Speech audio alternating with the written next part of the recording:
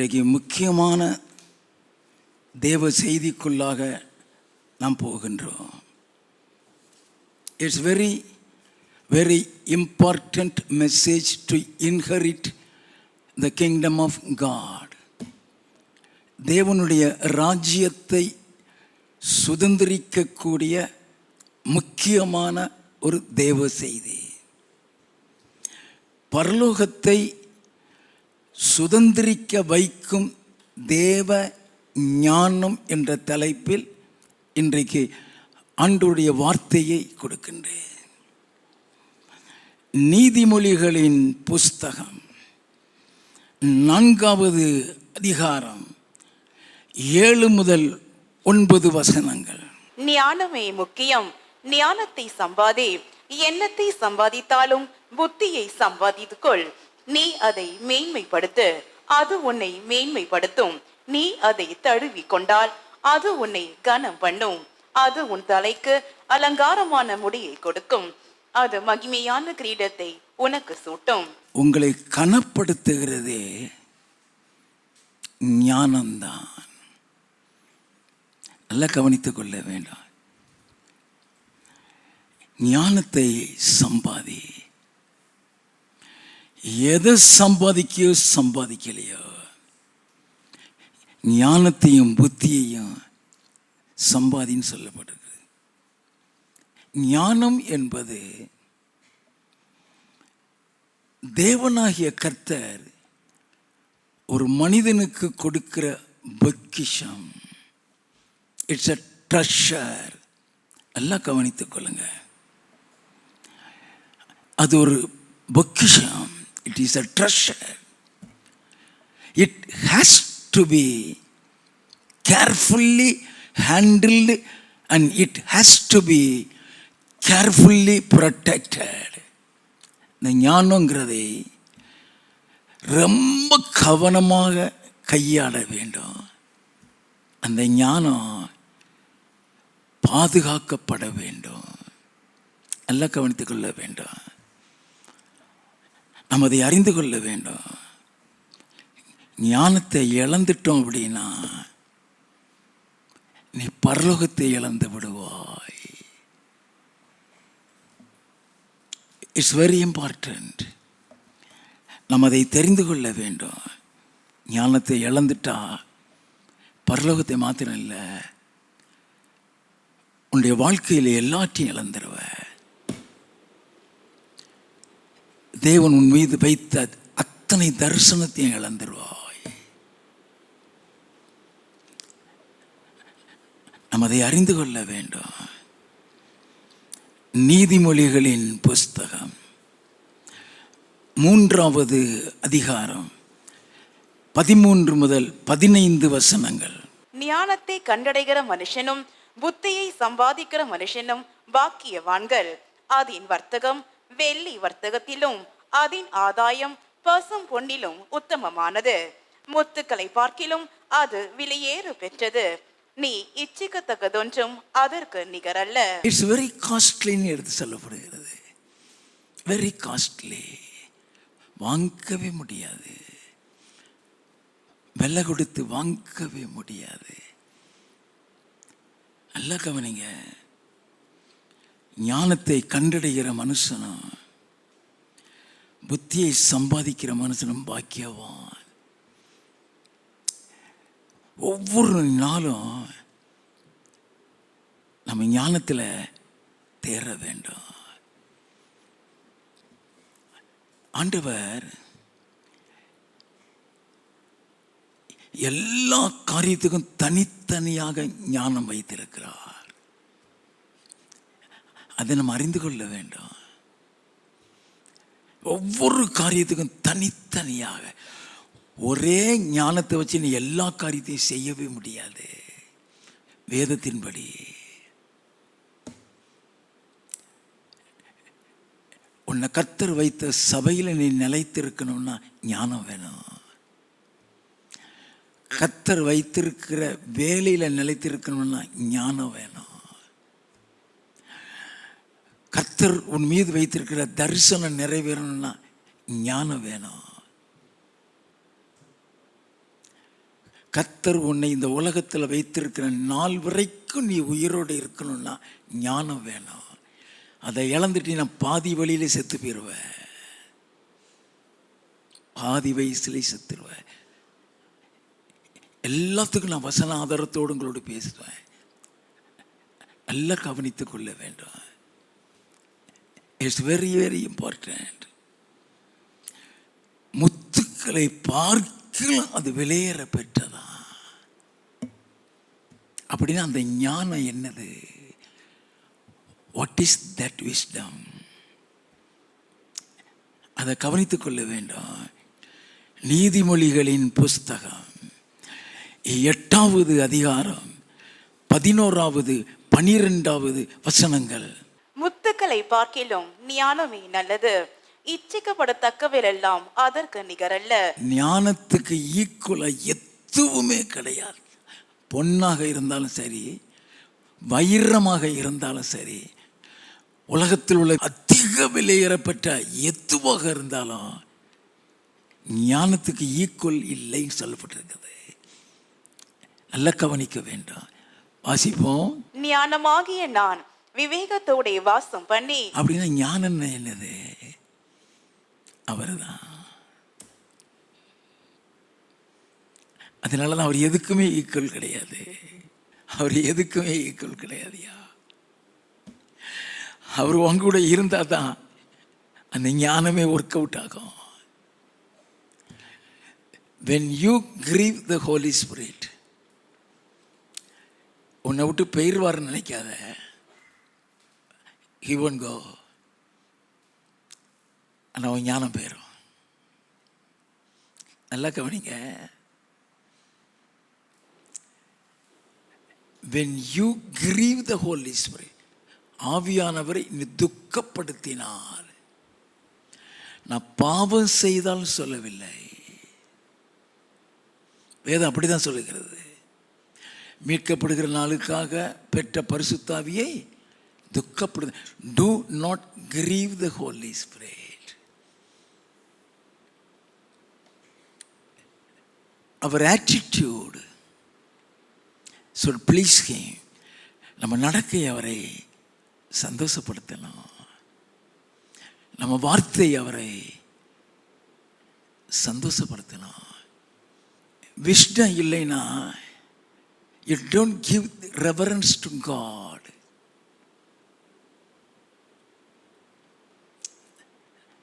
அவர் உனக்குள்ள இருக்க வேண்டும். பியூட்டிஃபுல் வசனம் அது. ஞானமாகிய நான் விவேகத்தோட வாசம் பண்ணி நல் யுக்தியான அறிவுகளை கண்டடைகிறேன். இது எல்லாம் உனக்குள் இருந்து செயல்படும். அவர் இருந்தாருன்னா எல்லாரும் பரிசுத்தாவி பெற்றவங்க தான். நல்லா கவனிங்க. தாவீது விபச்சாரம் செஞ்சதுக்கு அப்புறமும் பரிசுத்தாவி அவனுக்குள்ள இருக்கதான் செஞ்சது. தாவீது பாவம் செஞ்சதுக்கு அப்புறமும் அவருக்குள்ளதான் இருந்தது. ஆனா ஞானத்தை இழந்துட்டான். அவன் ஞானத்தை இழந்ததுனால பரலோகத்தையும் இழந்துறப்பா. அன்னைக்கு எல்லாத்தையும் தேவ செய்தி நல்லா கவனிங்க. பரலோகத்தை சுதந்திரிக்கிற ஞானம் சொல்றது என்டையர்லி டிஃபரண்ட். பரலோகத்தை சுதந்திரிக்கிற ஞானங்கிறது என்டையர்லி டிஃபரண்ட். அதுதான் ஆண்டவர் சொல்கிறார், ஞானமாகிய நான் விவேகத்தோடே வாசம் பண்ணி நல்யுக்தியான அறிவுகளை கண்டடைகிறேன். 14வது வசனம். ஆலோசனையும் மெய் ஞானமும் என்னுடையவைகள், நானே புத்தி, வல்லமை என்னுடையது. அவர்தான் புத்தி. நீ ஞானத்தை இழந்துட்டீனா அவரை இழந்துட்டேன்னு அர்த்தம். நல்ல கவனிங்க. ஆண்டவர் உனக்கு ஞானத்தை கொடுப்பாரு.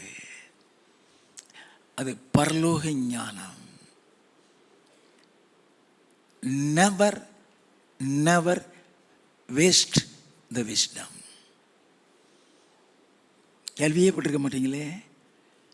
ஞானத்தை வீணாக செலவழித்திராத. ஞானத்தை வீணாக செலவழிக்கிறதுலாம் நிறைய உண்டு. ஒரு சிலது மட்டும் என் இயேசு சொன்னதை வைத்து உங்களோடு பேசுகிறேன். நல்லா கவனித்துக் கொள்ள வேண்டும். ஞானத்தை வீணாக செலவழிக்கிறதுனா என்ன? மத்தேயு எழுதின சுவிசேஷம் 7வது அதிகாரம் 6வது வசனம். பரிசுத்தமானதை நாய்களுக்கு கொடாதேயுங்கள், உங்கள் முத்துக்களை பன்றிகள் முன் போடாதேயுங்கள். உங்கள் முத்துக்களை, அது ஞானம் தெரியாதில்ல நமக்கு. ஆண்டவர் சொன்னாரே, முத்துன்னு சொன்னாரே, அது ஞானம் ஐயா. It's a treasure. பண்ணிட்ட போடாதன்னா உனக்கு கொடுக்கப்பட்ட இந்த ஞானத்தை நீ வீணாக்குறன்னு அர்த்தம். Never waste. இதுவரைக்கும் சொல்லிக் கொடுக்காதத என் தேவன் சொல்லிக் கொடுக்கிறார் ஐயா. நல்ல கவனிங்க. ஆண்டவர் சொல்லுகிறாரு, உங்கள் முத்துக்களை பன்றியின் முன் போடாதீங்க. போட்டால் தங்கள் கால்களால் அவைகளை மிதித்து திரும்பிக் கொண்டு உங்களை பீறி போடும். நீ ரொம்ப பேருவ.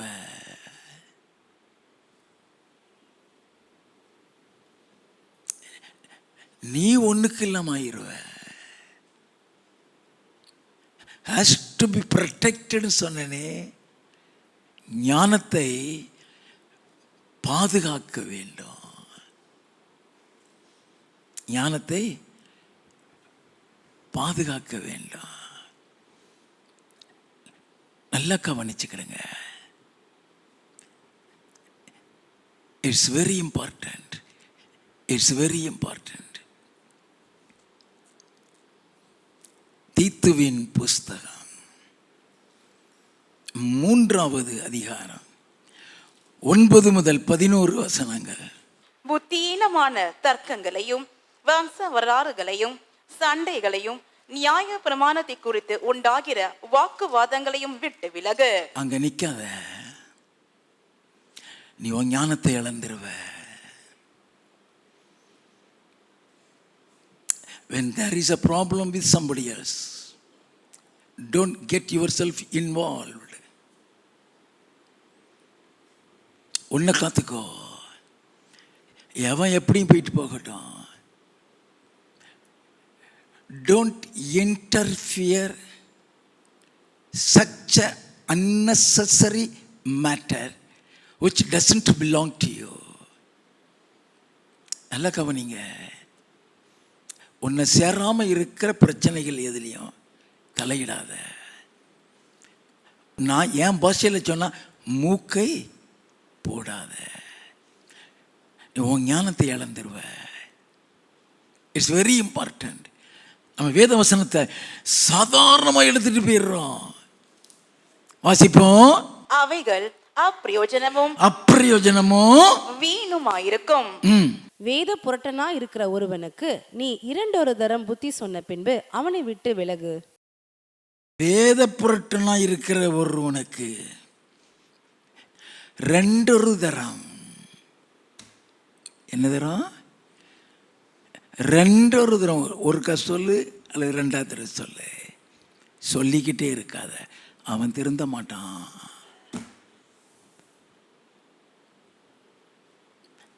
வேதம் சொல்லுகிறது, வேத புரட்டனா இருக்கிறவனுக்கு நீ 2 தரம் புத்தி சொன்ன அவனை விட்டு விலகு. அப்படிப்பட்டவன் நிலை தவறி தன்னிலே தானே ஆக்கினை தீர்ப்புடையவனாய் பாவம் செய்கிறவன் என்று அறிந்திருக்கிறாயே. அதுல போய் நீ தலையிட்டு உன்னையும் பரலோகத்துக்கு போக விடாம ஆக்கிடுவான். முத்த கொண்டு போய் பன்றி முன்னால போட்டுறாதீங்க. நல்லா கவனித்துக் கொள்ள வேண்டும். அந்த முத்தை எங்க போடணும், எப்படி போடணும், அந்த முத்து என்னது, நல்லா கவனிக்க வேண்டும். அப்போஸ்தலர் நடவடிக்கைகளின் புஸ்தகம் 13வது அதிகாரம் 15வது 16வது வசனங்கள். நியாய பிரமாணமும் தீர்க்க தரிசன ஆகமமும் வாசித்து முடிந்த பின்பு, சகோதரரே, நீங்கள் ஜனங்களுக்கு புத்தி சொல்ல விரும்பினால் சொல்லுங்கள் என்று சொல்லும்படி ஜெப ஆலய தலைவர்கள் அவர்களிடத்தில் ஆள் அனுப்பினார்கள். அப்பொழுது பவுல் எழுந்திருந்து கை அமர்த்தி, இஸ்ரவேலரே, தேவனுக்கு பயந்து நடக்கிற சகல ஜனங்களே, கேளுங்கள். கேளுங்கள். முத்த போடுறான். முத்த போட வேண்டிய இடம் 23வது வசனம். அவனுடைய சந்ததியிலே தேவன் தமது வாக்குத்தத்தத்தின்படியே இஸ்ரவேலுக்கு இரட்சகராக இயேசுவை எழும்ப பண்ணினார். இஸ்ரவேலுக்கு இரட்சகராக. அது முத்துயா, அது முத்து. நல்லா கவனிங்க. 26வது வசனம். சகோதரரே, ஆபிரகாமின் சந்ததியில் பிறந்தவர்களே, தேவனுக்கு பயந்து நடக்கிறவர்களே, இந்த ரட்சிப்பின் வசனம் உங்களுக்கு அனுப்பப்பட்டிருக்கிறது. அதுதான் ஞானம், அதுதான் முத்து. நல்ல கவனிங்க. விதைச்சிட்டான், அங்க போட்டுட்டான். 42வது வசனம்.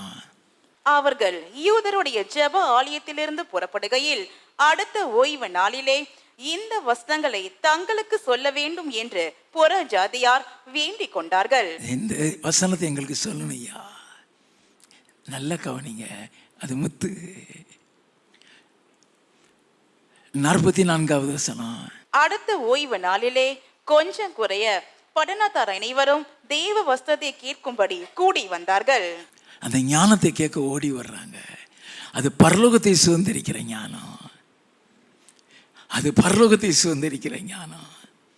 48 49வது வசனம். புற ஜாதியார் அதை கேட்டு சந்தோஷப்பட்டு கர்த்தருடைய வசனத்தை மகிமைப்படுத்தினார்கள். நித்திய ஜீவனுக்கு நியமிக்கப்பட்டவர்கள் எவர்களோ அவர்கள் விசுவாசித்தார்கள். கர்த்தருடைய வசனம் அத்தேசம் எங்கும் பிரசித்தமாயிற்று. முத்த போட்டான் ஐயா, முத்த போட்டான். அது எப்படி பிரயோஜனப்படுது? அதனால தான் ஆண்டவர் சொன்னாரு, பண்ணி முன்னால போய் முத்த போடாத, பண்ணி முன்னால போய் முத்தை போடாத. நம்ம நல்லா கவனித்துக் கொள்ள வேண்டும். அநேக காரியங்கள் இந்த ஞானத்தை இழந்தா பாதி வயசுல எப்படி சாவாய். ஆண்டவர் உன்னை குறித்து திட்டம் வைப்பாரு, உன்னை குறித்து பெரிய தரிசனம் வச்சிருப்பாரு. நீ கொலை செஞ்சு விபச்சாரம் செஞ்சுதான் செத்துருவேன்னு நினைக்காத. அதனாலதான் நான் சொன்ன, பாவத்தை நான் சொல்லவில்லை. பாவத்தின் சம்பளம் மாறணுங்கிறது எல்லாருக்கும் தெரியும். அதை சொல்றதுக்கு ஒரு பிரசங்கம் தேவையில்லை. நீ ஞானத்தை இழந்தாலே செத்து போயிருவ. அது தெரியாது இல்லையா? God has vision. God has vision. அந்த தரிசனம் உன் வாழ்க்கையில் நிறைவேறணும்னா ஞானம் வேணும். நல்லா கவனிச்சுக்கிடுங்க. 1 ராஜாக்களின் புஸ்தகம் 13வது அதிகாரம் 1வது 2வது வசனங்கள். யெரொபெயாம் தூபம் காட்ட பலிபீட தண்டையிலே நிற்கையில், இதோ தேவனுடைய மனுஷன் ஒருவன் கர்த்தருடைய வார்த்தையின்படியே யூதாவில் இருந்து பெத்தேலுக்கு வந்து அந்த பலிபீடத்தை நோக்கி, பலிபீடமே பலிபீடமே, இதோ தாவீதின் வம்சத்தில் யோசியா எனும் பேருள்ள ஒரு குமாரன் பிறப்பான். நல்லா கவனிங்க. From the Lord. It's from the Lord. God has chosen. அவன் பிறக்கிறதுக்கு முன்னாலே அவன் பேரை சொல்றாரு. அப்ப எப்படிப்பட்ட தரிசனம் வச்சிருப்பாரு? வாசிங்க. அவன் உன்மேல் தூபம் காட்டுகிற மேடைகளின் ஆசாரியர்களை உன்மேல் பலியிடுவான். மனுஷரின் எலும்புகளும் உன்மேல் சுட்டரிக்கப்படும் என்பதை கர்த்தர் உரைக்கிறார் என்று கர்த்தருடைய வார்த்தையை கூறி. நல்லா கவனிங்கய்யா. அது கர்த்தருடைய வார்த்தைங்கிறத நிரூபிச்சும் காமிச்சிருவான். It's from the Lord. அவன் சொன்னது மாதிரியே யோசியாங்கிறவன் பிறப்பான். அப்படியே தேவ தரிசனத்தின்படியே எல்லா காரியத்தையும் செய்வான். ஆண்டவர் அவன் மீது வைத்த சகல திட்டங்கள், சகல தரிசனங்களை செய்து கொண்டு வரும் பொழுதுதான் getting himself involved in unnecessary matter. நல்லா கவனிங்க, விஷ்ணு ரொம்ப தேவை. Never get yourself involved in any unnecessary matter. தேவனால் தெரிந்து கொள்ளப்பட்டவன், என்னைக்கோ பிறக்க போறவன் பேரை சொல்றாரு. அதே நபர் பிறக்கிறான், அதே தரிசனத்தை நிறைவேற்றி கொண்டு வருகிறான். இப்ப நடந்தது என்ன?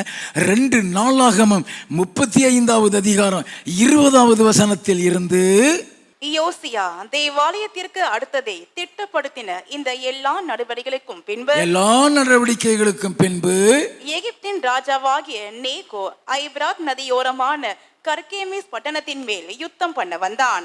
அப்பொழுது யோசியா அவனுக்கு விரோதமாய் யுத்தம் செய்ய புறப்பட்டான். சம்பந்தமே கிடையாது.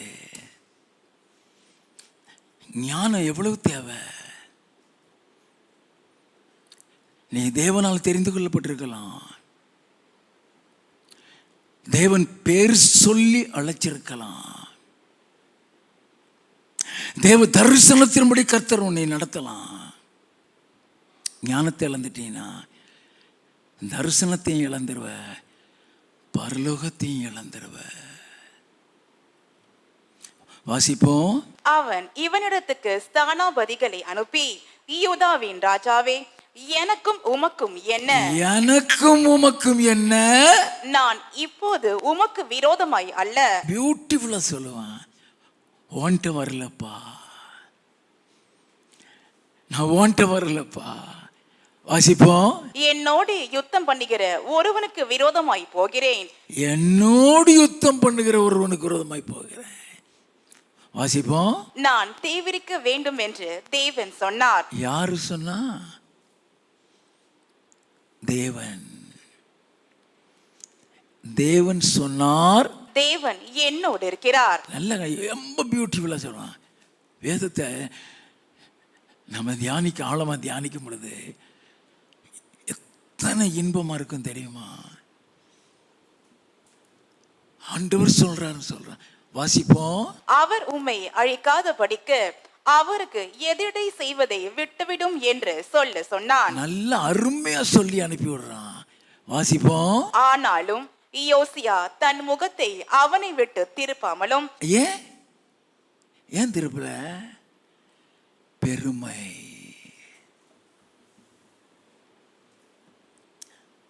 When God started using, பிசாசு பெருமையை கொடுத்துருவான். Very careful. உன்னை குறித்து தேவன் திட்டம் வைப்பார், உன்னை குறித்து தேவன் தரிசனம் வைப்பார். உன்னை சொன்ன தரிசனத்தில் சொன்ன பாதையில் ஆண்டவர் அப்படியே நடத்துவார். பொய் சொல்லுகிற தேவன் அல்ல. அந்த பாதையில் நீ போயிட்டு இருக்கும்போது பெருமையை கொடுக்கிறது பிசாசு, பொறாமையை கொடுக்கிறது பிசாசு.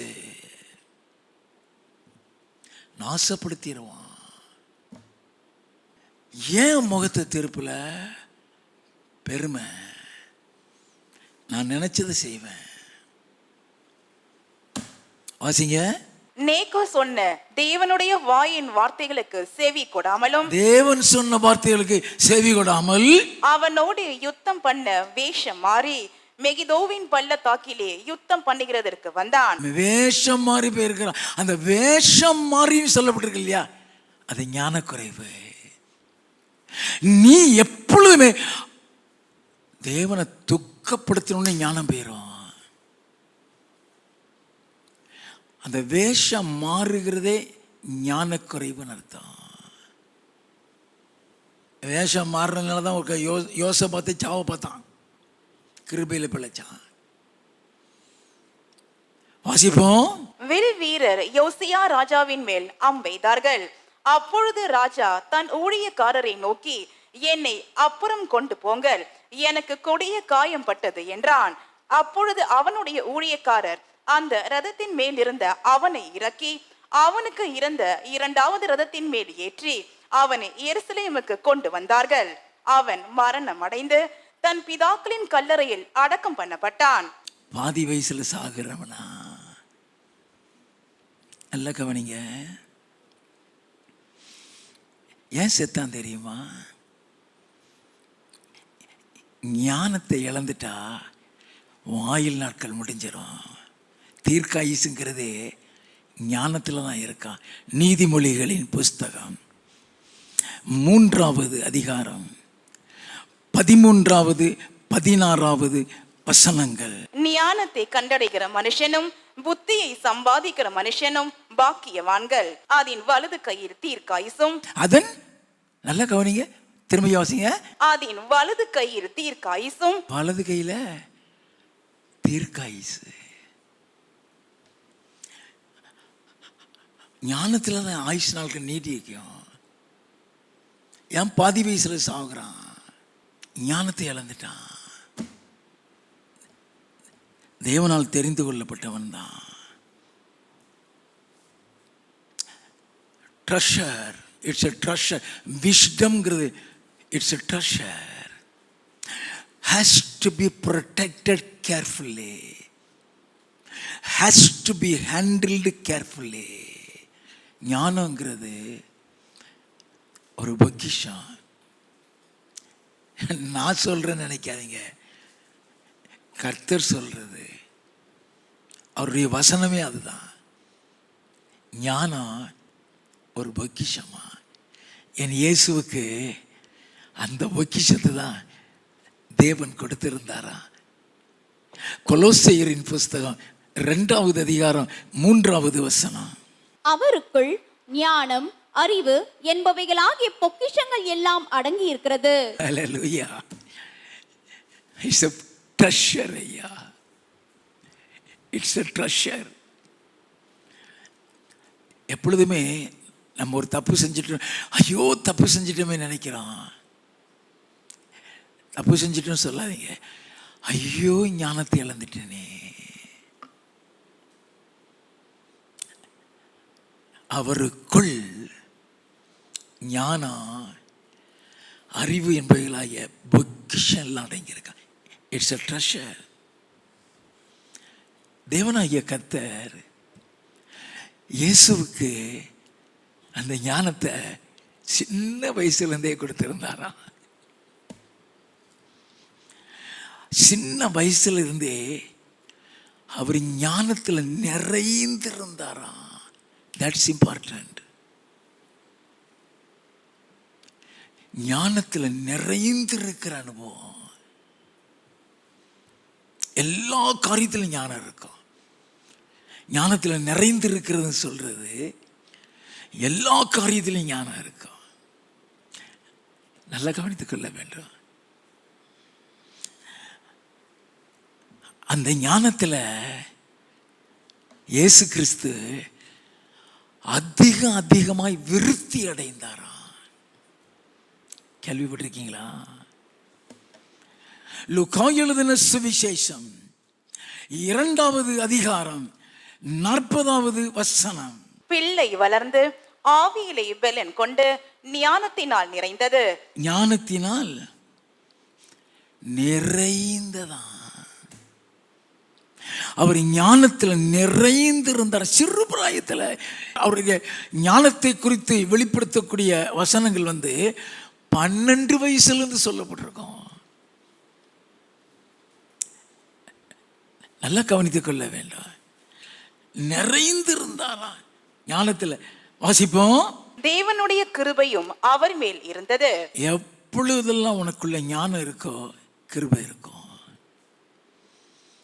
ஞானம் போன உடனே கிருபை போகும். ஏன் சவுல் கிருபையை இழந்தான் தெரியுமா? ஞானத்தை இழந்துட்டான். நல்லா கவனிங்க. 42வது வசனம். அவருக்கு 12 வயதான போது அவர்கள் அந்த பண்டிகை முறைமையின்படி எருசலேமுக்கு போய் 12 வயசுல போகிறாங்களா எருசலேமுக்கு போய் பண்டிகை நாட்கள் முடிந்து திரும்பி வருகிற போது பிள்ளையாகிய இயேசு எருசலேமிலே இருந்து விட்டார். அவர் அங்க ஆலயத்திலே இருந்துட்டாரு. அங்கதான் என் ஞானம். அது ஞானத்தை பெற்றுக்கொள்கிற இடம். அது ஞானத்தை பெற்றுக்கொள்கிற இடம். இயேசு அந்த இடத்த விட்டு 12 வயசுல அங்கே உட்காந்துட்டு சொல்லல அவங்ககிட்ட கூட. 46, 47. 3 நாளைக்கு பின்பு அவர் தேவாலயத்தில் போதகர் நடுவில் உட்கார்ந்திருக்கவும் அவர்கள் பேசுகிறதை கேட்கவும். அவர்கள் பேசுகிறதை கேட்க ஞானத்தை பெற்றுக்கொள்கிறாரு. It's a place of receiving wisdom of God to inherit the kingdom of God. ஐயா ஆலயம் உன்னை பரலோகத்தை சுதந்திரிக்கிற ஞானத்துக்குள்ள வழி நடத்தும் ஐயா. அதுக்கு தான் ஆலயம். வாசிப்போம். அவர்களை வினாவவும் கண்டார்கள். அவர் பேச கேட்ட யாவரும் அவருடைய புத்தியையும் அவர் சொன்ன மாறு தரங்களையும் குறித்து பிரமித்தார்களாம். 12 வயசுல அவருடைய ஞானம். 12 வயசுல அவருடைய ஞானம். அவர் எப்படியெல்லாம் ஞானத்தில் செயல்பட்டாருங்கிறத நான் பல வேதவசனத்தை வச்சு உங்களோடு பேசியிருக்கிறேன். நல்ல கவனிங்க. இயேசுவை குறித்து வேதம் சொல்லிக் கொண்டு வருகிறது. 52வது வசனம். இயேசுவானவர் ஞானத்திலும் வளர்த்தியிலும் தேவ கிருபையிலும் மனுஷர் தயவிலும் அதிகமாயும் விருத்தி அடைந்தார். ஞானத்திலும் என்னது விருத்தி அடைந்தார்னு பல காரியம் சொல்லப்பட்டிருக்கு.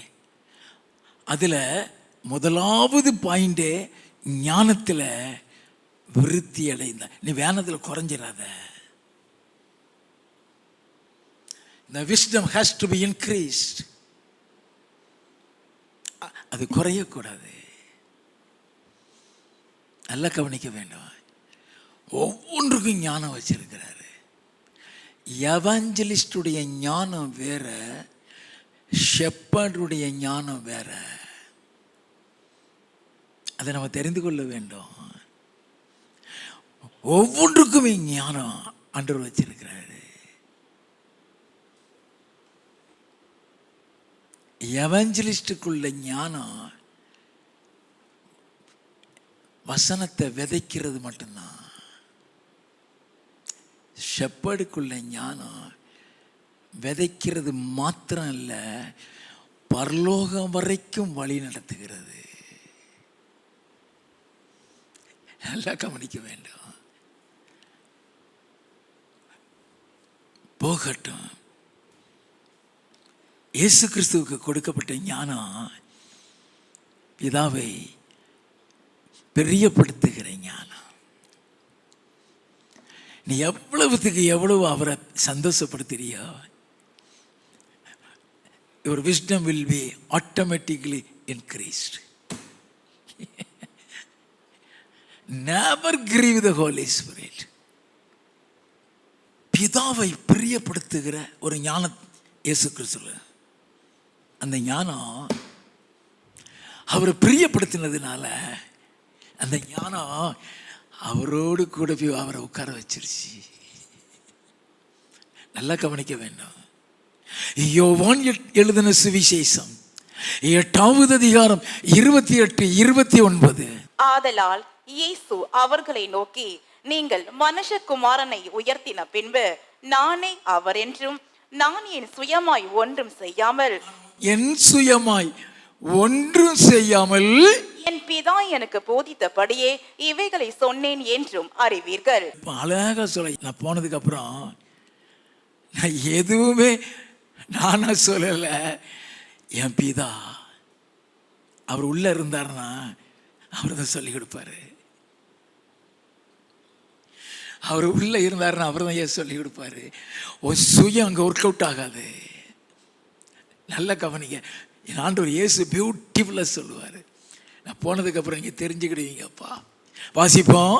என்னை அனுப்பினவர் என்னுடனே கூட இருக்கிறார். என்னை அனுப்பினவர் என்னோடு கூட இருக்கிறார். பிதாவுக்கு பிரியமானவைகளை நான் எப்பொழுதும் செய்கிறபடியால் அவர் என்னை தனியே இருக்க விடவில்லை என்றார். பிதாவுக்கு பிரியமானதை எப்போதும் செய்கிறபடியால் அந்த ஞானம் நீ கொஞ்சம் தவறும் பொழுது சொல்லி கொடுத்துரும். அதற்கு ஒரு தீர்க்க தரிசனம் தேவை கிடையாது.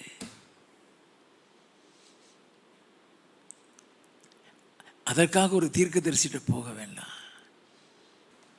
நல்ல கவனிங்க.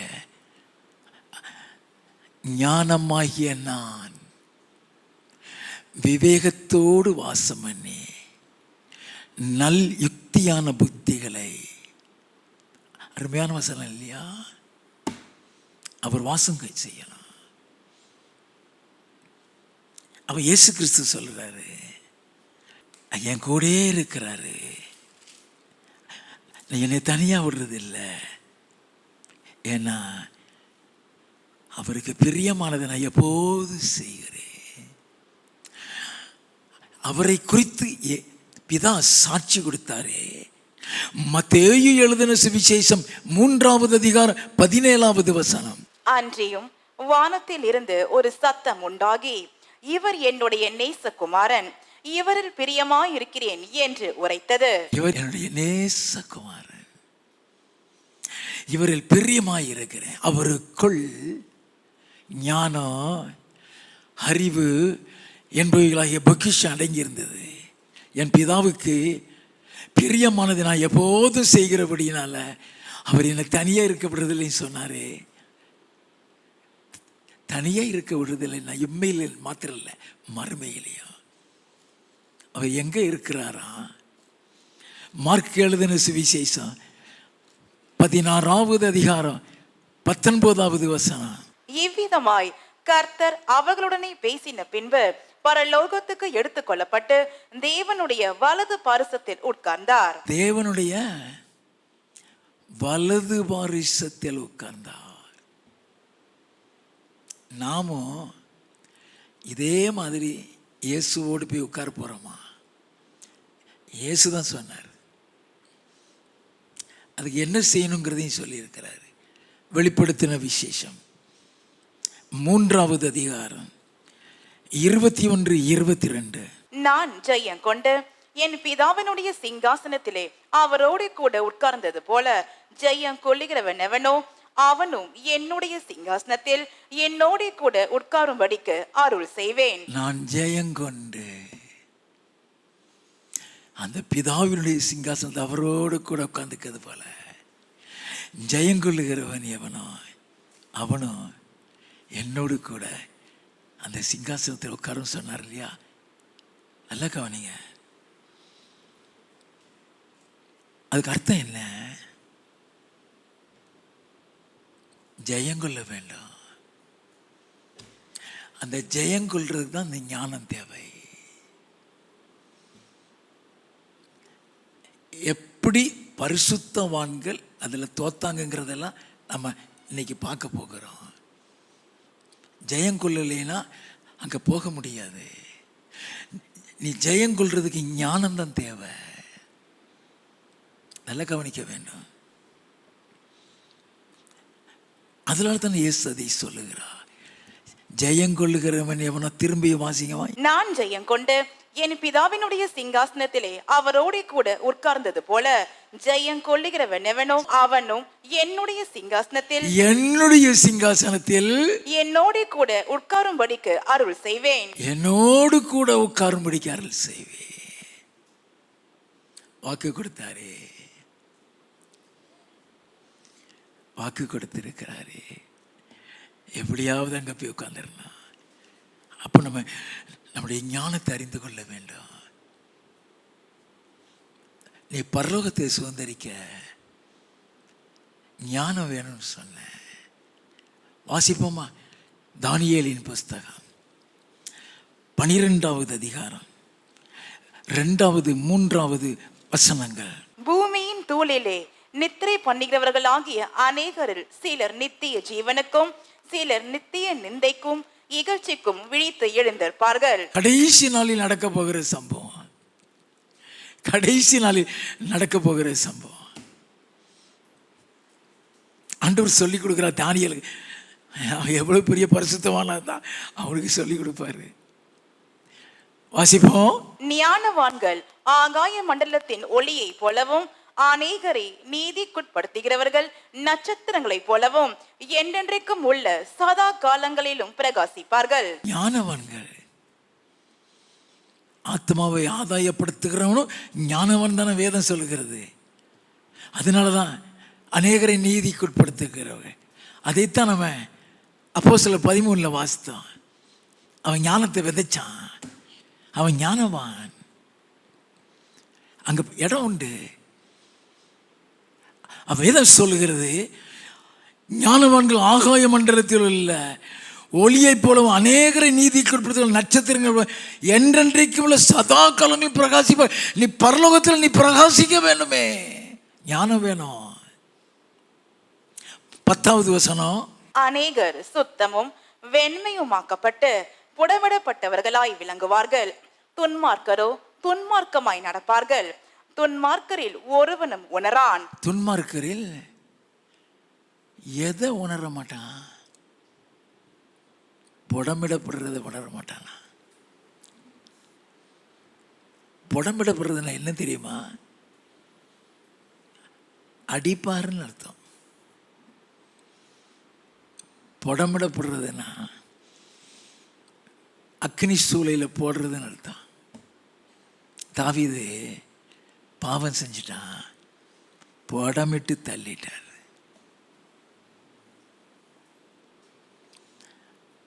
ஆண்டவர் புடமிடுகிற அனுபவம் வேற, வசனம் புடமிடுகிற அனுபவம் வேற. யோசேப்பை வசனம் புடமிட்டது, ஆண்டவர் புடமிடல. வசனம். ஆனா தாவீதை கர்த்தர் புடமிட்டார். அந்த புடமிட்டதுக்கு அப்புறம் வேதம் சொல்லுகிறது, பியூட்டிஃபுல் வசனம், துன்மார்க்கன் ஒருவனும் உணரான், ஞானவானோ உணர்ந்து கொள்வார்கள் சொல்லப்பட்டிருந்தது இல்லையா?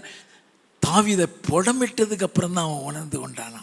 அவன் சொல்லுகிறான், வாசிப்போம், சங்கீத புஸ்தகம் 119வது சங்கீதம் 71வது வசனம். நான் உபத்திரவப்பட்டது எனக்கு நல்லது. நான் புடமிடப்பட்டது நல்லது. அவன் உணர்ந்து கொள்வானா, ஞானமான உணர்ந்து கொள்வான், நல்லது. அதனால் உமது பிரமாணங்களை கற்றுக்கொள்கிறேன். அந்த பாதையில போகலைன்னா நான் கத்துக்கிட மாட்டேன். அந்த பாதையில போகாம இருந்த பரலோகம் கிடையாது.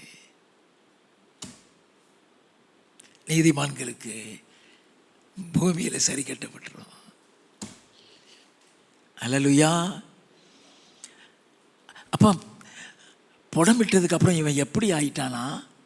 1 ராஜாக்களின் புஸ்தகம் 15வது அதிகாரம் 5வது வசனம். தாவீது ஏத்தியனாகிய உரியாவின் சங்கதி ஒன்று தவிர கர்த்தர் தனக்கு கட்டளையிட்டதிலே தான் உயிரோடு இருந்த நாளெல்லாம் ஒன்றையும் விட்டு விலகாமல் அவர் பார்வைக்கு செம்மையானதை செய்து வந்தான். ஒன்றை கூட விட்டு விலகலையா?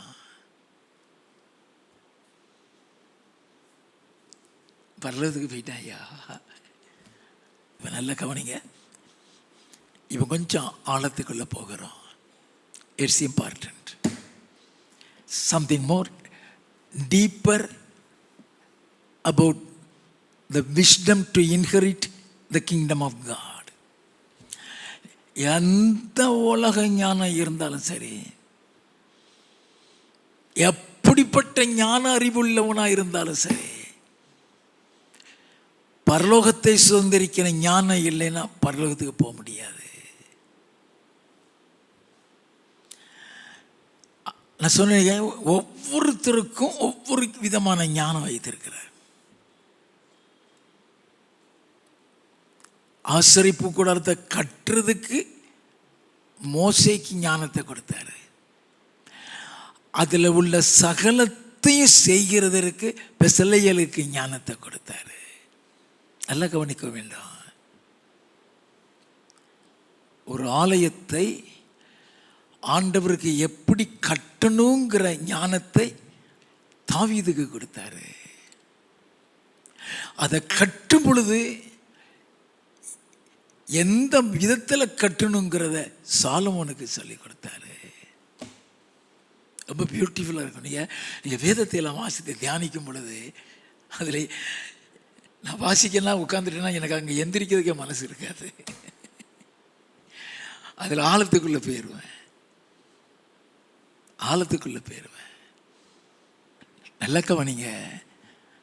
ஆண்டவர் ஒவ்வொரு காரியத்துக்கும் ஞானம். நீ எம்ஏ படிக்கிறியா, அதுக்கு ஞானம் தான் உண்டு. நீ எம்ஃபில் படிக்கிறியா, அதுக்கு ஞானம் உண்டு. நீ சுயமாக படிச்சிடறன்னு நினச்சிடுறத, அது காட்ஸ் விஸ்டம். ஒவ்வொரு காரியத்துக்கும் ஞானத்தை கொடுப்பாரு.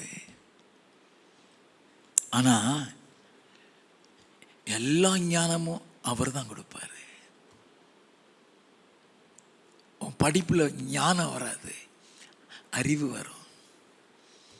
ஞானம், அறிவு, புத்தி அவர்கிட்ட வரும். வாசிப்போமே நீதிமொழிகளின் புஸ்தகம் 2வது அதிகாரம் 6வது வசனம்.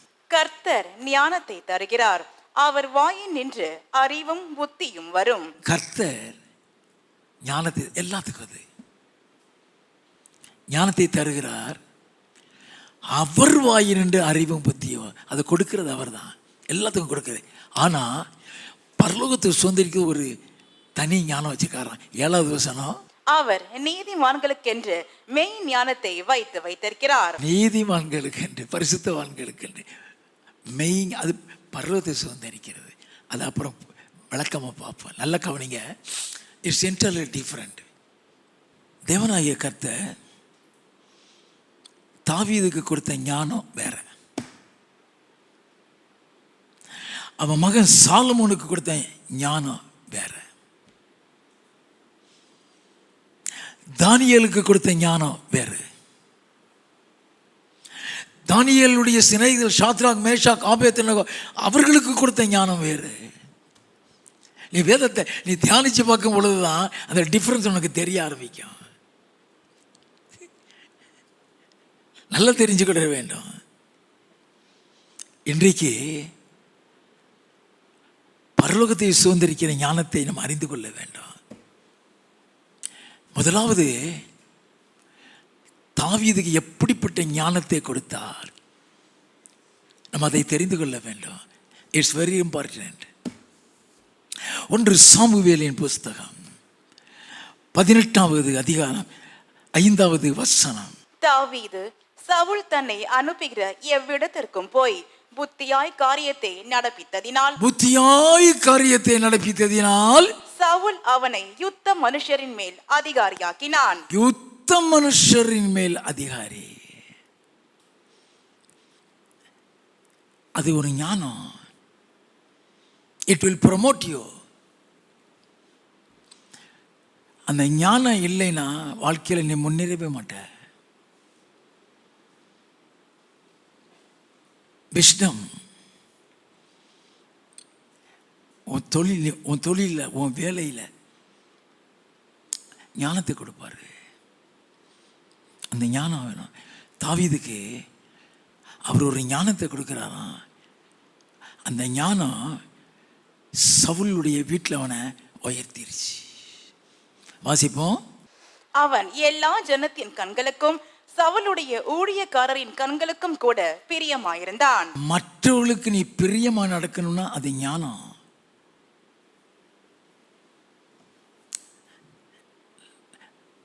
அது அன்பின் கேட்டகரி நம்ம நினைப்போம். அன்புங்கிறது நீ காட்டுகிறதுக்கு பேர் தான் அன்பு. நீ காட்டுகிறதுக்கு பேர் தான் அன்பு. அவங்களுடைய அன்பை நீ சம்பாதிக்கிறதுக்கு ஞானம் வேணும். தெரியாது இல்லையா? எல்லாரும் கண்களுக்கும் அவன் பிரியமா இருந்தான்னு சொன்னா it's called a wisdom of God. பவுலுக்கு அந்த ஞானம் உண்டு. மற்றவருடைய அன்பை சம்பாதிச்சிருவான். It's very important. யாருடைய வெறுப்புக்கு மட்டும் ஆளாயிராதீங்க, பரலோகத்தை இழந்துருவீங்க. தேவ செய்தியை நல்லா ஆழமாக கவனிங்க. யாருடைய வெறுப்புக்கு ஆளாயிராதீங்க. ஹேட்டர்னஸ்,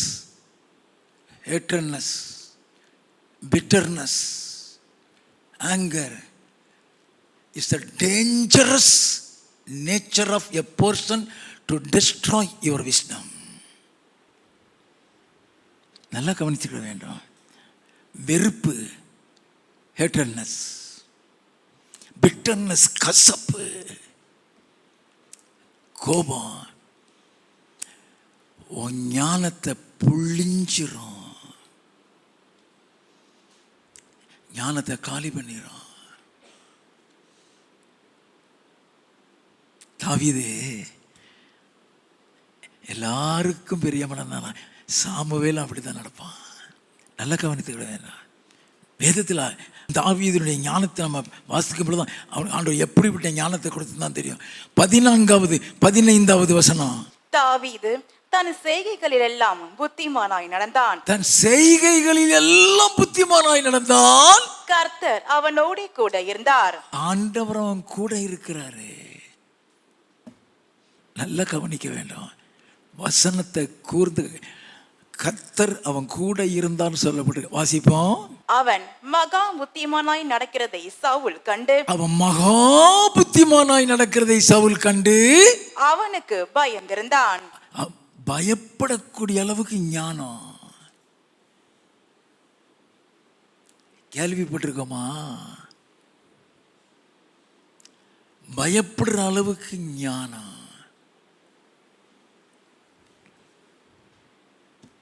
கர்த்தர் அவனோடு கூட இருக்கிறாருங்கிறத நிரூபிக்கக்கூடிய ஞானம். 30வது வசனம். பெலிஸ்தருடைய பிரபுக்கள் புறப்படுகிற போதெல்லாம் தாவீது சவுலுடைய ஊழியக்காரர் எல்லாரை பார்க்கிலும் புத்திமானாய் நடந்து கொண்டான். அவன் பேர் மிகவும் கனம் பெற்றது. அந்த ஞானம் அவனை கனப்படுத்தியது. நீதிமொழிகளில் வாஸ்தவே. It gives honour. அது உன்னை கனத்தை கொடுக்கும், உன் பேரை பெருமைப்படுத்தும். அவன் ஞானம்தான். 1 சாமுவேலின் புஸ்தகம் 19வது அதிகாரம் 1வது 9வது 10வது வசனங்கள். தாவீதை கொன்று போடும்படிக்கு சவுல் தன் குமாரனாகிய யோனத்தானோடும் தன் ஊழியக்காரர் எல்லோரோடும் பேசினான். கர்த்தரால் விடப்பட்ட பொல்லாத ஆவி சவுலின் மேல் வந்தது. அவன் தன் வீட்டில் உட்கார்ந்து தன் ஈட்டியை கையிலே பிடித்துக் கொண்டிருந்தான். தாவீது தன் கையினாலே சுரமண்டலம் வாசித்தான். தன் கையினாலே சுரமண்டலத்தை வாசிக்கிறான். பேக்கலாண்டு மாதிரி வாசிக்கல, ஷார்ப்பா வாசித்துட்டு இருக்கான். விஷ்ணு வாசித்துக் கொண்டிருக்கிறான். அப்பொழுது சவுல் தாவீதை ஈட்டியினாலே சுவரோடு சேர்த்து உருவ குத்தி போட பார்த்தான். ஆனாலும் இவன் சவுலுக்கு விலகினதுனாலே அவன் எரிந்த ஈட்டி சுவரிலே பட்டது. அப்ப எதையும் யோசனையில் வாசிட்டு இருக்கல, ஞானம் அவனுக்கு. பல முறை தப்பி வைக்கப்பட்டவன், பல முறை தப்பி வைக்கப்பட்டவன். அப்ப சவுளுடைய ஈட்டிக்கு தப்பி வைக்கக்கூடிய அளவு ஞானத்தை கொடுத்திருந்தாரு. 2 சாமுவேலின் புஸ்தகம் 14வது அதிகாரம் 1 முதல் 3 வசனங்கள்.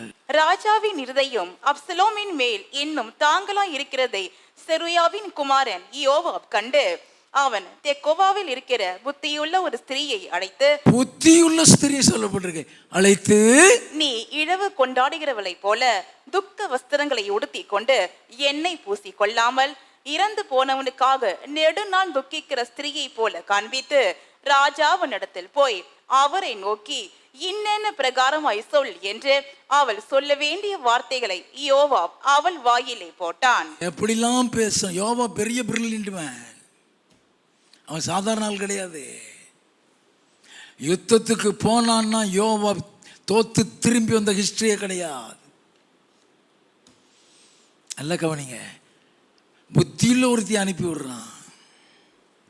19வது வசனம். அப்பொழுது ராஜா, இதில் எல்லாம் யோவாப் உனக்கு உட்கையா இருக்கவில்லையா என்று கேட்டான். அவன் சொன்னது மாதிரியே பேசின உடனே யார் சொல்லியிருப்பான் கண்டுபிடிச்சிட்டான்.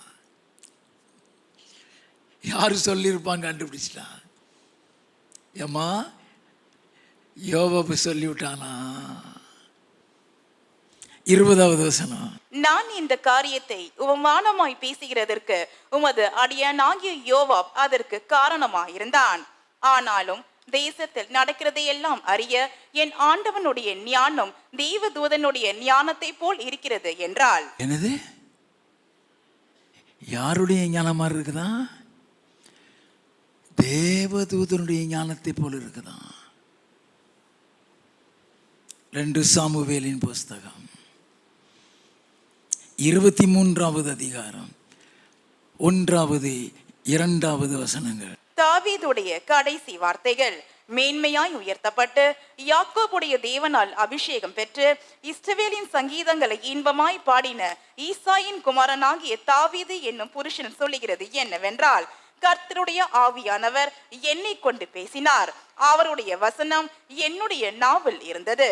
மேன்மையா உயர்த்தப்பட்டவன், தேவனுடைய அபிஷேகத்தை பெற்றவன், சவுல் பயப்படுகிற அளவுக்கு ஞானத்தை பெற்றவன். தாவீதுடைய வாழ்க்கையில இத்தனை உயர்வு, இத்தனை மேன்மை, இவ்வளவு இருந்த பொழுதும், இவ்வளவு பெரிய ஞானவானா இருந்த பொழுதும் பரலோகத்தை சொந்திருக்கிற ஞானம் இல்லை. அதை நம்ம அறிந்து கொள்ள வேண்டும். 1 சாமுவேலின் புஸ்தகம் 25வது அதிகாரம் 10லிருந்து 13. நாபால் தாவீதின் ஊழியக்காரருக்கு பிரதியுத்தரமாக, தாவீது என்பவன் யார்? ஈசாயின் குமாரன் யார்? தங்கள் எஜமான்களை விட்டு ஓடி போகிற வேலைக்காரர் இந்நாளில் அநேகர் உண்டு. நான் என் அப்பத்தையும் என் தண்ணீரையும் என் ஆடுகளை மயிர் கத்தரிக்கிறவர்களுக்காக நான் அடித்து சமையல் பண்ணுவித்ததையும் எடுத்து இன்ன இடத்தார் என்று நான் அறியாத மனுஷருக்கு கொடுப்பேனோ என்றான். நல்ல கவனிங்க. நாபால்கிட்ட ஏதாவது சாப்பிட்றதுக்கு கொடுத்து விடுப்பான்னு கேட்குறான்.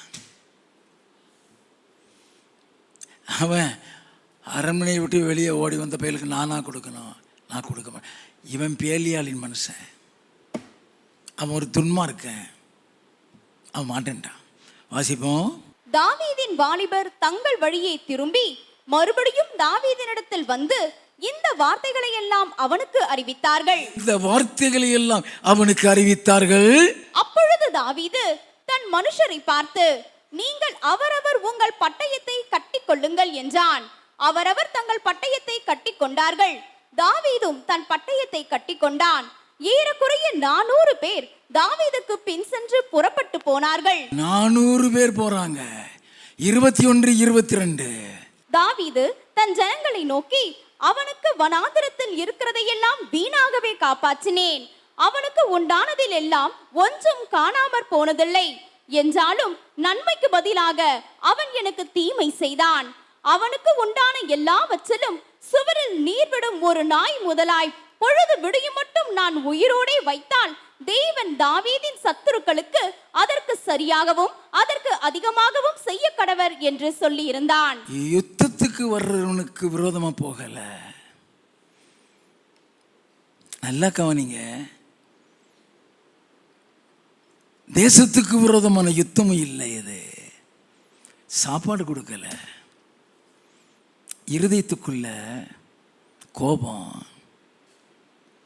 இருதயத்துக்குள்ள அவன் மேல வெறுப்பு, இருதயத்துக்குள்ள அவன் மேல கசப்பு, பழி வாங்க வேண்டும் என்று போகிறான்.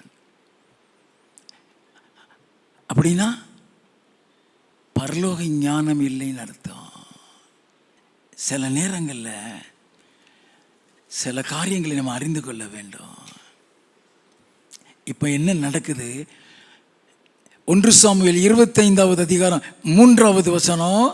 அந்த மனுஷனுக்கு நாபால் என்றும் அவன் மனைவிக்கு அபிகாயில் என்றும் பெயர். அந்த ஸ்திரீ மகா புத்திசாலியும் ரூபவதியுமாயிருந்தாள். அந்த ஸ்திரீ மகா புத்திசாலி. வசனத்தை அங்க கவனிக்கணும் நீங்க. புத்திசாலின்லாம் சொல்லல, மகா புத்திசாலி. அவ வர்றா இவன்ட்ட. இந்த பையில வந்து சொல்றாங்க, ஐயா அவன் பயங்கரமான ஆளு, நாஸ்தி ஆக்கிடுவான் இப்படி சொல்றானுங்க. கிளம்பிட்டா இவா. அவனுக்கு சாப்பிட்றதுக்கு வேண்டிய எல்லா ஆகாரத்தையும் எடுத்துட்டு கிளம்பிட்டான். 23வது வசனம். அபிகாயில் தாவீதை காண்கையில் தீவிரமாய் கழுதையை விட்டு இறங்கி தாவீதுக்கு நேராக தரையில் முகங்குப்புற விழுந்து பணிந்து. 25வது வசனம். என் ஆண்டவனாகிய நீர் நாபால் என்னும் இந்த பேலியாளின் மனுஷனை ஒரு பொருட்டாக எண்ண வேண்டாம். ஒரு பொருட்டாக என்ன வேண்டாம். அவன் பெயர் எப்படியோ அப்படியே அவனும் இருக்கிறான். அவன் பெயர் நாபால், அவனுக்கு பைத்தியமும் இருக்கிறது. நல்ல கவனி, பியூட்டிஃபுல்லா பேசுவா. வாசிப்போம். உம்முடைய அடியாளாகிய நானோ என் ஆண்டவன் அனுப்பின வாலிபரை காணவில்லை. காணல. இப்போதும் என் ஆண்டவனே நீர் ரத்தம் சிந்த வரவும். பியூட்டிஃபுல்லா சொல்றா. ரத்தம் சிந்த வரவும், உம்முடைய கை நீதியை சரி கட்டவும், உம்முடைய கை நீதியை சரி கட்டவும், கர்த்தர் உமக்கு இடம் கொடுக்கவில்லை என்பதே கர்த்தருடைய ஜீவனை கொண்டும் உம்முடைய ஜீவனை கொண்டும் சொல்லுகிறேன். என்னது? கர்த்தர் உமக்கு இடம் கொடுக்கல. எப்படிப்பட்ட ஞானம் ஐயா! இந்த ரத்தம் சிந்த சொல்றாளே, ஆண்டவர் தாவீத, நீ அநேகருடைய ரத்தத்தை சிந்தினதுனால நீ ஆலயத்தை கட்ட மாட்டேன்னு சொல்லிட்டாரு. ஆலயம் கட்ட முடியாம போனதே ரத்தம் சிந்தினதுனாலதான். யுத்தத்துல இப்ப பழி வாங்கணுங்கிறதுக்காக போகிறான். நீ பரலோகத்தை இழந்துருவாங்கிறா. ஆண்டவர் உமக்கு இடம் கொடுக்கவில்லை. நீ ரத்தம் சிந்த வரவும், உம்முடைய கை நீதியை சரி கட்டவும், கர்த்தர் உமக்கு இடம் கொடுக்க வேண்டும். கர்த்தருடைய ஜீவனை கொண்டு உம்முடைய ஜீவனை கொண்டு சொல்லுகிறேன். எத்தனை பியூட்டிஃபுல். 27 இருந்து. இப்போதும் உமது அடியாள் என் ஆண்டவனுக்கு கொண்டு வந்த காணிக்கையை ஏற்றுக்கொண்டு என் ஆண்டவனை பின்பற்றுகிற வாலிபருக்கு கொடுப்பீராக. அது நிமித்தம் தானே இந்த யுத்தத்துக்கு வந்திருக்கிற. நான் கொண்டு வந்துட்டேன். உங்க எல்லாருக்கும் சாப்பிட்றதுக்கு நான் ஆகாரம் கொண்டு வந்துட்டேன் ஐயா. அதையா ஞானம். அதுதான் ஹவு டு ப்ளீஸ் ஹிம். அவன் இப்போ சொன்ன உடனே ஏற்றுற மாட்டான். இப்போ அவனை கூல் டவுன் பண்றான். நான் எல்லாம் கொண்டு வந்துட்டேன். இப்போ பேசுறா. வாசிப்போம். உமது அடியாளின் பாதகத்தை மன்னியும், கர்த்தர் என் ஆண்டவனுக்கு நிலையான வீட்டை நிச்சயமாய் கட்டுவார். நிலையான வீடு அது எப்படி தெரிஞ்சு வச்சான்னு தெரியல. உனக்கு பரலோகத்தில் வீடு இருக்கியா? Eternal house. நீ அதை இழந்துடக்கூடாது. அப்போ பரலோகத்தை சுந்தரிக்கிற ஞானம் தாவீதுக்கு இல்லை.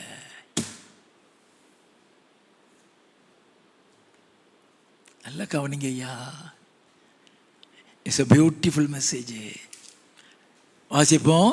என் ஆண்டவன் கர்த்தருடைய யுத்தங்களை நடத்துகிறவராமே, நீர் உயிரோடு இருக்கும் நாளில் ஒரு பொல்லாப்பும் உம்மிலே காணப்படாது இருப்பதாக. உயிரோடு இருக்கிற நாள்ல ஒரு பொல்லாப்பும் காணப்படக்கூடாது. 31வது வசனம்.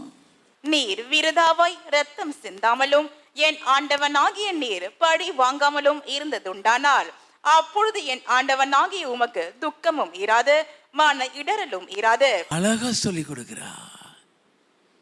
32வது வசனம். அப்பொழுது தாவீது அபிகாயிலை நோக்கி, உன்னை இன்றைய தினம் என்னை சந்திக்க அனுப்பின இஸ்ரவேலின் தேவனாகிய கர்த்தருக்கு ஸ்தோத்திரம். புரிஞ்சுட்டான். இந்த ஞானம் எனக்கு இல்லாம போச்சு. இந்த ஞானம் எனக்கு இல்லாம போச்சு. புரிந்து கொண்டான். வாசிப்போம். நீ சொல்லிய யோசனை ஆசீர்வதிக்கப்படுவதாக. நீ சொல்லிய யோசனை ஆசீர்வதிக்கப்படுவதாக. நான் ரத்தம் சிந்த வராத படிக்கும், என் கையே பழி வாங்காத படிக்கும், நீ இன்றைய தினம் எனக்கு தடை பண்ணினபடியினால் நீயும் ஆசீர்வதிக்கப்படுவாயாக. நீயும் ஆசீர்வதிக்கப்படுவாயாக. எல்லாருக்குமே பரலோகத்தில் வீடு உண்டு. 2 கொரிந்தியர் 5:1 பிலிப்பியரின் புஸ்தகம் 3வது அதிகாரம் 20வது வசனத்திலையும் அதை தான் சொல்லப்பட்டிருக்கு. எல்லாருக்கும் வீடு உண்டு. அந்த வீட்டுக்கு போகணும்னா ஞானம் வேணும். அவ்வளோ ஞானமுள்ள தாவீதுக்கு பரலோகத்தை சுதந்திரிக்கிற ஞானமே இல்லை. இன்னும் தாவீதுக்கு பரலோகத்தை சுதந்திரிக்கிற ஞானம் எப்படி இல்லைங்கிறத உங்களோடு கூட பேசுவேன்.